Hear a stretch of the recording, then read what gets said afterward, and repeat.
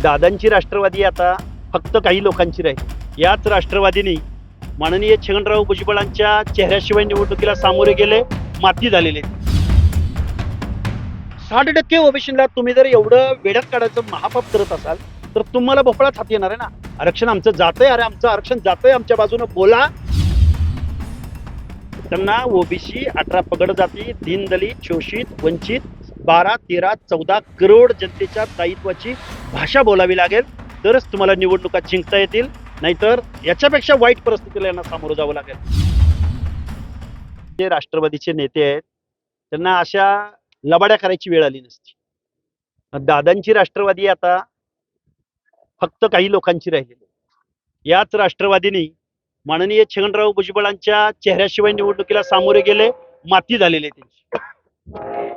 धनंजय मुंडे असतील किंवा अजून कोण ओबीसीचे चेहरे असतील, ओबीसीची माणसंच रणांगणात नव्हती. आता तुम्हाला कळलं असेल, तुम्ही ज्या गोष्टींचा उदो केला, अरे ओबीसी 60% ओबीसी आम्ही ओरडून सांगतो यार. 60% ओबीसीला तुम्ही जर एवढं वेड्यात काढायचं महापाप करत असाल तर तुम्हाला भोपळाच हाती येणार आहे ना. तुतारी नावाच्या पक्षाला 17 ते 18 नगरपालिकांमध्ये भोपळा फोडता आलेला नाही. 22 नगरपालिकांमध्ये हा हे कशाचं देतो काय. आणि जर भुजबळ साहेब असते, ओबीसी चेहरा असता, सर्वसमावेशक भूमिका तुम्ही घेतल्या असत्या.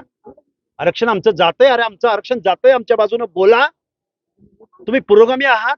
आणि त्यामध्ये बीड जिल्ह्यातल्या काही ग्रामीण भागातल्या बचत गटाच्या महिलांना गाडीमध्ये कोंबलंय आणि पिंपरी चिंचवडला मतदानाला नेलंय.